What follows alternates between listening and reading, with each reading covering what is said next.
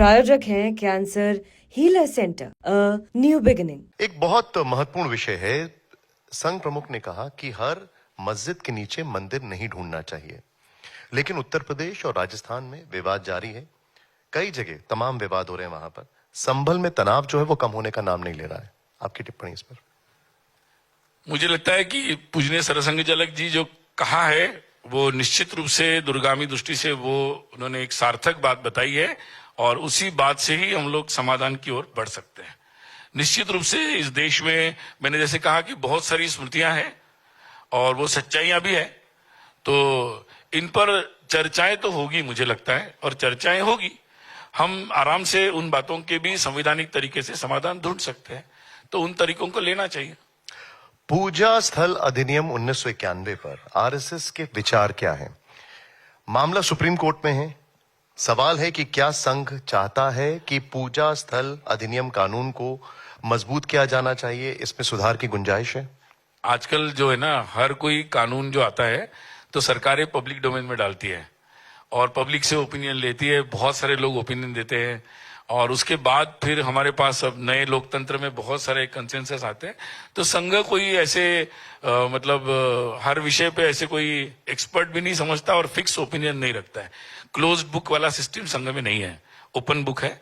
तो हम लोग भी समाज में जाते हैं, बहस करते हैं, कैसे रास्ता। हमारा एक ही उद्देश्य होता है कि कोई बातचीत से कोई रास्ता निकलता जाए हर विषय में। तो हर विषय में हम लोग यही करते हैं। हम लोगों की शाखाएं समाज के सब नीचे तक बहुत सारे जगह पर है, तो हमारे स्वयंसेवक समाज में लगातार चर्चा करते हैं, हमारे पास फीडबैक भी आता है, तो उन बातों पर हम विचार करते रहते हैं। तो ये अभी तो कोर्ट में मामला है, चलने दीजिए। संघ के कार्यक्रम में महात्मा गांधी गए, बाबा साहब अंबेडकर गए, मदन मोहन मालवीय, एस राधाकृष्णन, राम मनोहर लोहिया, नीलम संजीव रेड्डी, जगजीवन राम, यहां तक कि प्रणब मुखर्जी तक गए। क्या संघ बेहतर भारत निर्माण के लिए आज के विपक्ष को न्योता देना चाहेगा? क्या राहुल गांधी, अरविंद केजरीवाल, अखिलेश यादव और ममता बनर्जी जैसे नेताओं को न्योता देना चाहेगा? आप उनसे ही पूछ लीजिए ना ये सवाल। संघ तो सबके लिए खुला है। संघ की शाखा मैदान में लगती है, जिसके लिए कोई मेंबरशिप नहीं होती, जिसके लिए किसी की प्रायर परमिशन की जरूरत नहीं होती। आप सीधे आकर भगवे ध्वज को प्रणाम करके संघ में जुड़ सकते हैं। तो संघ बहुत खुला है और सबके लिए खुला है। नहीं, लेकिन क्या आप राहुल गांधी को किसी कार्यक्रम के लिए न्योता देंगे? कौन सा कार्यक्रम है, कहाँ है, किसको कब बुलाना है, वहां के लोग तय करते रहते हैं। ऐसा हम लोगों का कोई प्रीफिक्स नहीं है कि इसको बुलाना है और इसको नहीं बुलाना है।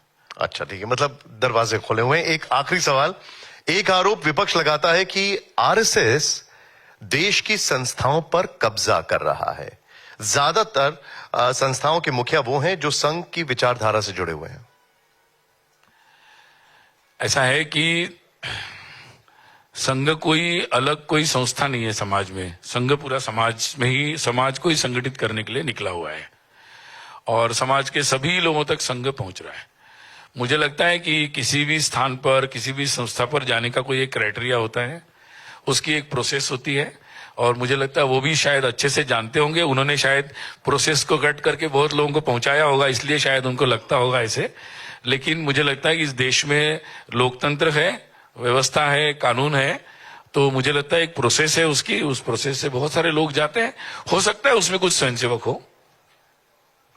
बहुत बहुत शुक्रिया, आपने हमारे लिए समय निकाला। बहुत जोरदार तालियां हो। और आपने सभी सवालों के जवाब हमें दे दिए और एक क्लैरिटी यहां पर मिल गई है।